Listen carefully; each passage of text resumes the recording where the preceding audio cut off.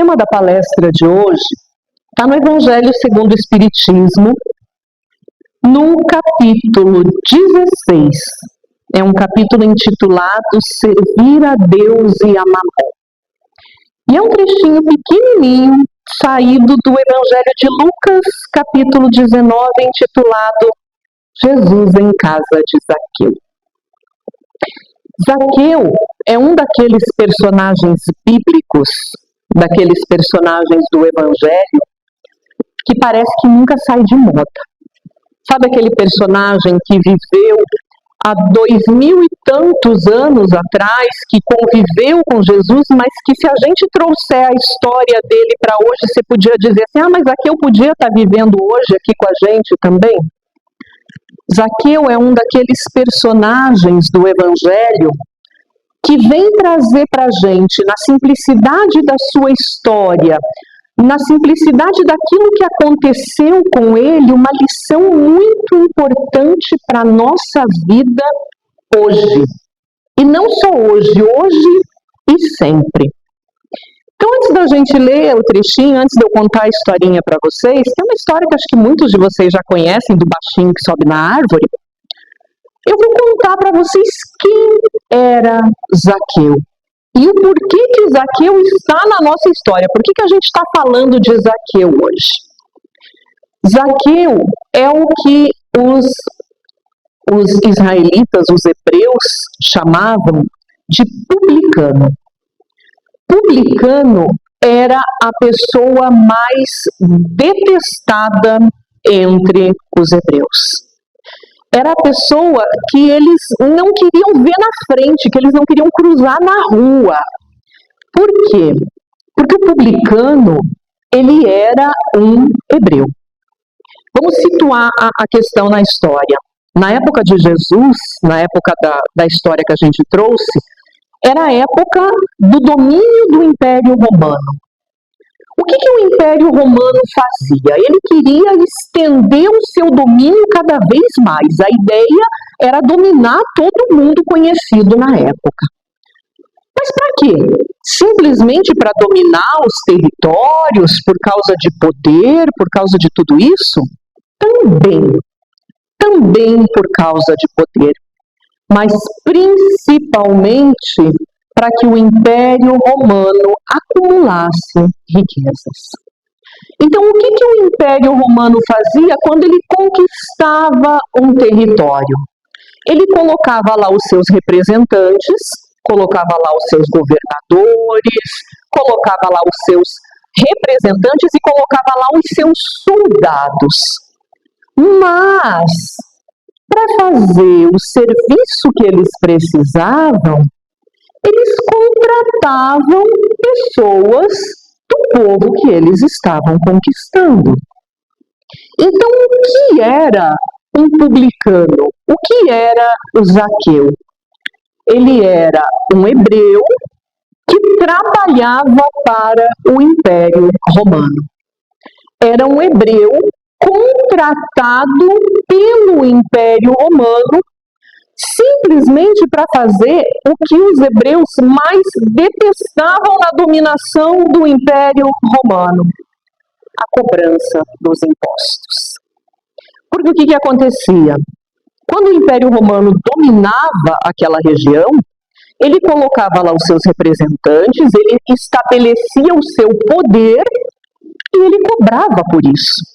Ele cobrava ao povo que lá vivia que pagassem pela proteção do Império Romano, por tudo aquilo que o Império Romano estava trazendo para eles. Então, tinha um custo para manter esses soldados, para manter esse império, e para que o império crescesse cada vez mais, dominasse cada vez mais territórios e o círculo continuasse.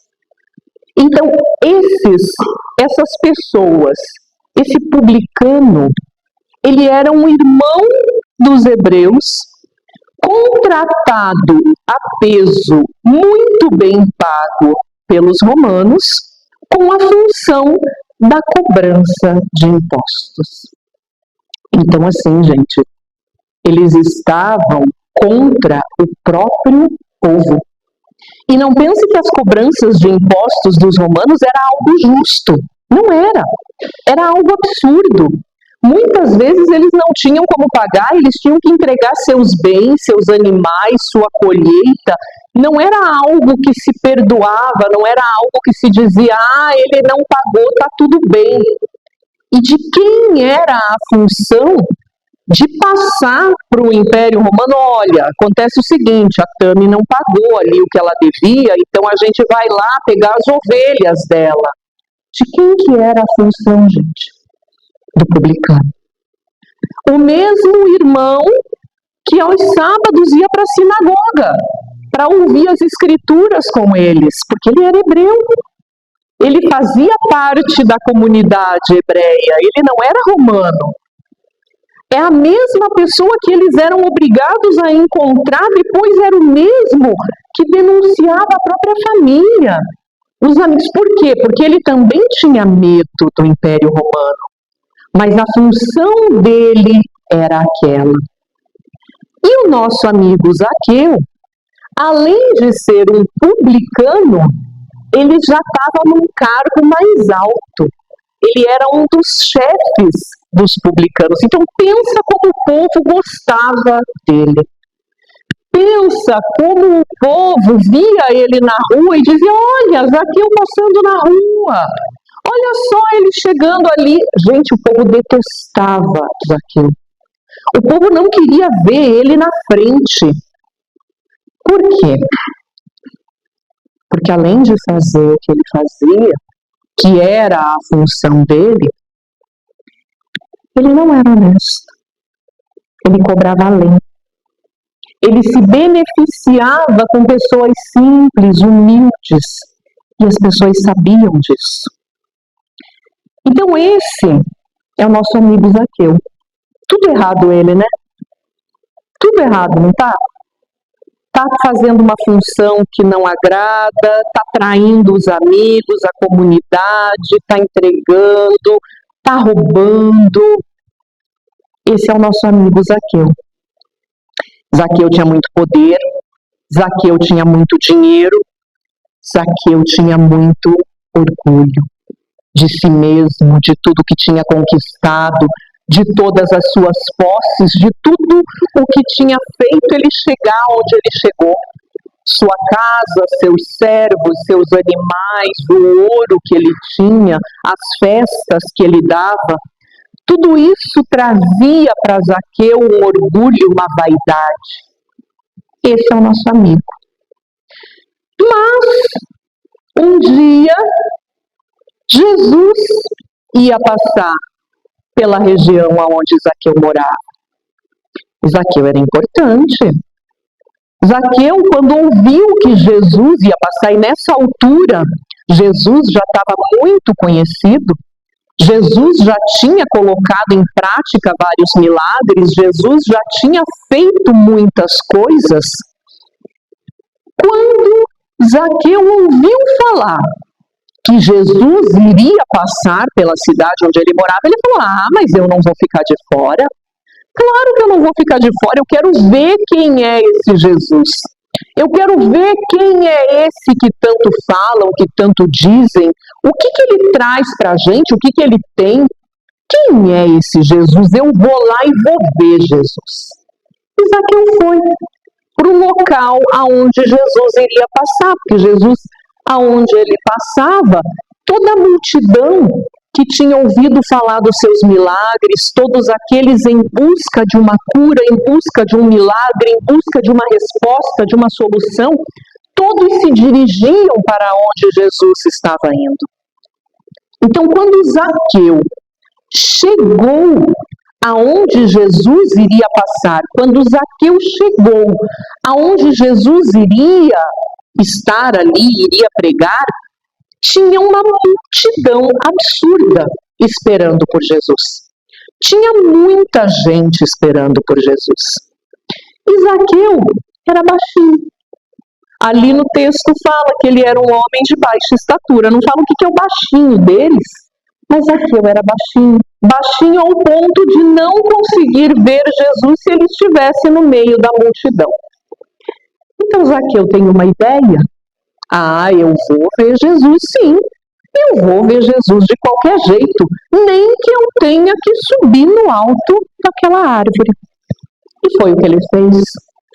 Subiu nos galhos de uma árvore onde ele falou: aqui onde eu fico ninguém vai me ver, porque as pessoas não gostavam do Zaqueu, então ninguém ia dizer assim: olha que legal, Zaqueu em cima da árvore. Não.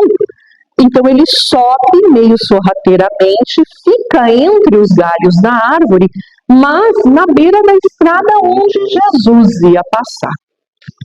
E Jesus é Jesus, né, gente? Jesus sabe o que se passa no nosso coração. Jesus sabe o que se passa na nossa alma. Jesus conhece, Jesus percebe a nossa presença. Quando Jesus ia passando no meio de toda aquela multidão, Jesus para exatamente embaixo daquela árvore. Para, olha para cima e diz: Zaqueu, desce depressa, que hoje eu vou ceiar na tua casa. Olha o susto que o Zaqueu levou. Ele estava ali escondido, ele estava ali discretamente, para que ninguém percebesse que ele estava ali. Do nada, Jesus para embaixo da onde ele está, olha para cima, chama pelo nome e diz: Zaqueu, desce, porque hoje eu vou ceiar na tua casa. Zaqueu era importante, era orgulhoso, era vaidoso, mas na hora ele falou: deixe comigo que eu vou preparar a ceia, eu vou preparar tudo para vocês. Correu para casa para que os seus servos preparassem o jantar, preparassem tudo. Jesus não fez nada disso escondido. Jesus fez isso no meio de toda a multidão dos fãs do Zaqueu. O que você acha que começaram a falar na hora que Jesus fez isso? Não, né, Jesus? Como assim? Na casa de Zaqueu? Tanta gente de bem aqui? Tantas pessoas que o Senhor podia passar a noite na casa? Tantos lugares que o Senhor podia estar? Tanta gente, por que o Senhor não vai na minha casa? Não. Jesus foi para a casa de Zaqueu. E aí as pessoas, com toda a sua maledicência, começaram a dizer: nossa, mas Jesus é tudo isso mesmo? Jesus indo jantar na casa de pecadores, na casa de um publicano? Como que Jesus tem coragem de ir jantar na casa de um publicano? Então virou o bochicho da tarde. Terminada a pregação de Jesus, as pessoas já com o nariz meio torcido para ele, já uns olhando meio torto, Jesus vai com os seus apóstolos, com aqueles mais próximos dele, se dirigem à casa de Zaqueu. O texto não fala se Jesus falou alguma coisa, se Jesus disse alguma coisa. Então aí eu convido vocês a, junto comigo, imaginarem aquele momento. Zaqueu na sua casa pomposa, cheia de luxo, cheia de servos, com uma comida abundante, recebe Jesus e seus apóstolos. O mestre, com toda a sua simplicidade. O mestre, com toda a sua grandeza de espírito, com o seu sorriso cativante, com o seu abraço fraterno a todos aqueles que chegavam junto dele. O mestre, com o seu olhar profundo, tocou algo na alma de Zaqueu. Zaqueu, naquele momento, vê Jesus sentado à sua frente na mesa, comendo um pão, e fala: mestre, eu me arrependo de tudo aquilo que eu fiz. Eu me arrependo de todas as pessoas que eu prejudiquei. Eu lhe prometo que se eu fiz mal a alguém, eu vou devolver 4 vezes mais. Eu não sei o que tocou a alma de Zaqueu. Se foram as palavras de Jesus, se foi o olhar de Jesus, se foi algum gesto, ou se a simples presença do Mestre na sua casa fez ele olhar em volta para todo o luxo que ele vivia, para todas as coisas materiais que ele tinha conquistado, e fez ele ver o grande vazio que ele trazia dentro dele. E naquele momento, Zaqueu se transforma. E aí Jesus, palavras do Mestre, diz o seguinte: hoje entrou a salvação nesta casa, porque esse também é filho de Abraão, ele também é hebreu, ele também é mesmo sangue que vocês. Porque o Filho do Homem veio buscar e salvar o que tinha perdido. Naquele momento, a alma de Zaqueu acorda e enxerga na simplicidade de Jesus, na alegria daqueles que estavam com ele, comentando os milagres que Jesus tinha feito, contando sobre as parábolas que Jesus tinha contado, trazendo alguns ensinamentos, algumas palavras do Mestre. A alma de Zaqueu acorda e ele vê que tudo aquilo que ele estava juntando, tudo aquilo que ele estava dando tanto valor, tudo aquilo que trazia tanto orgulho, tanto poder para ele, não era nada. Não preenchia o grande vazio que ele tinha na alma. E aquele vazio estava sendo preenchido naquele momento pela presença de Jesus.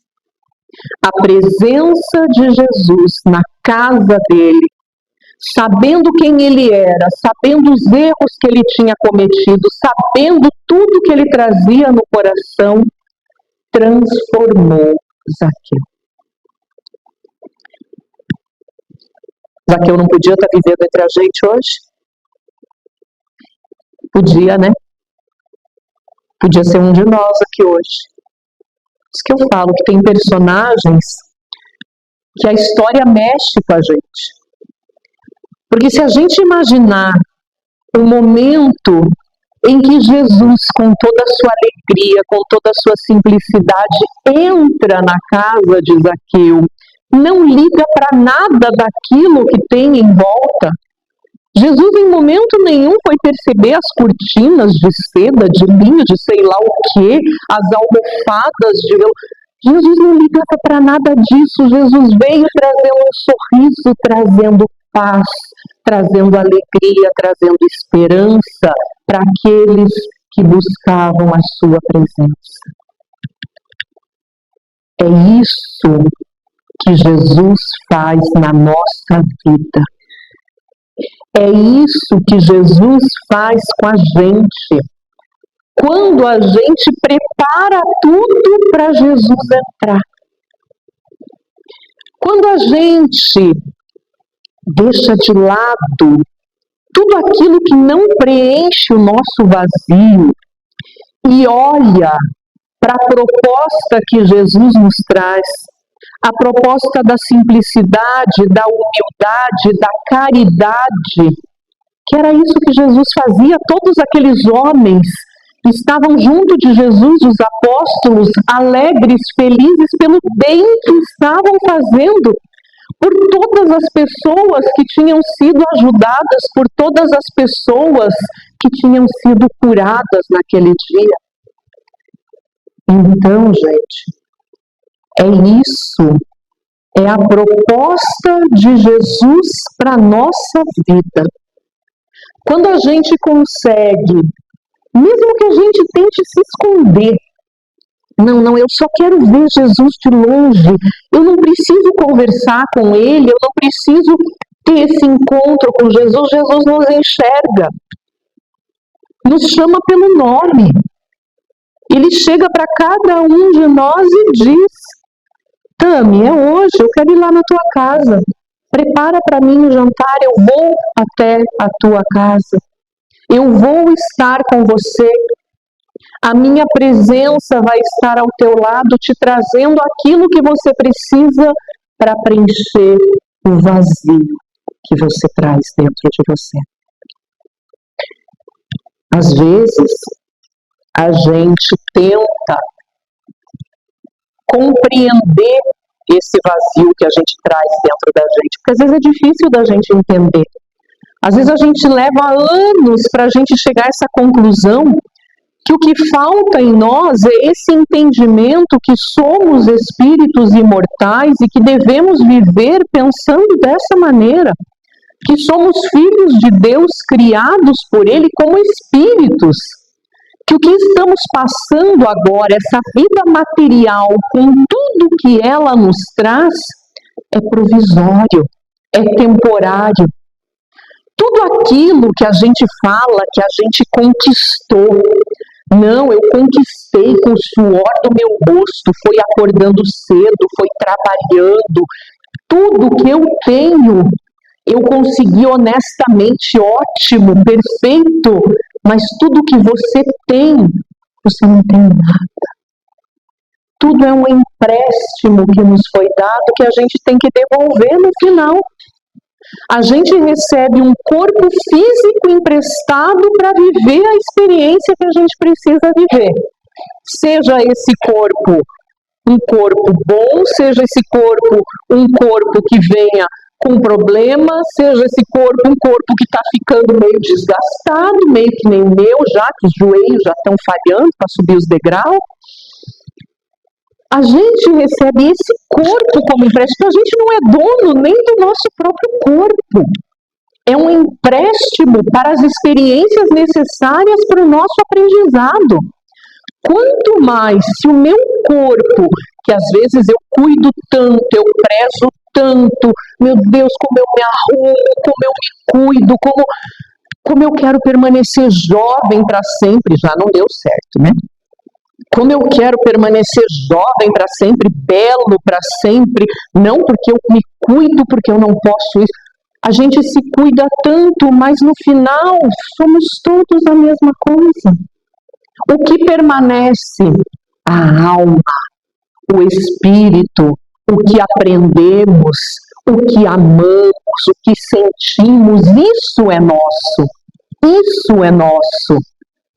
O que eu amei, o que eu senti, o que eu bebi, o sorriso daqueles que me cercam, a alegria, aquele abraço amigo, isso é meu. Isso eu levo comigo para sempre, isso eu levo na memória.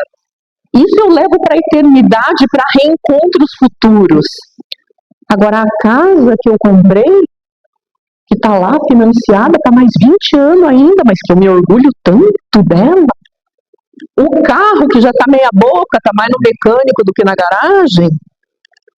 Vale a pena a gente se orgulhar por causa disso? Vale a pena a gente deixar a nossa vida de lado, a nossa essência de lado por causa disso? Eu falo que eu não gosto de dizer que sou eu que estou falando, né? No mesmo capítulo do Evangelho, tem um texto de umas 3 páginas do espírito Lacordaire. Nossa, eu não falo francês, gente. É Lacordaire mesmo, tá? No segundo parágrafo, ele diz o seguinte, e eu grifei porque eu acho que é muito importante para nós. Vosso apego aos bens terrenos é um dos mais fortes entraves ao vosso adiantamento moral e espiritual. Em virtude desse desejo de aquisição, destruís as vossas faculdades afetivas, voltando-as inteiramente para as coisas materiais. No próximo parágrafo ele fala que a fortuna provenha da vossa família ou que a tenhais ganho pelo vosso trabalho, há uma coisa que jamais deveis esquecer. Quando ele fala fortuna, não precisa achar que é o Elon Musk, tá, gente? É o supérfluo que a gente tem. É que tudo vem de Deus e tudo a Deus retorna. Nada vos pertence na terra, nem sequer o vosso corpo. A morte vos despoja dele como de todos os bens materiais. Sois depositários e não proprietários. Deus vos emprestou e tereis que restituir.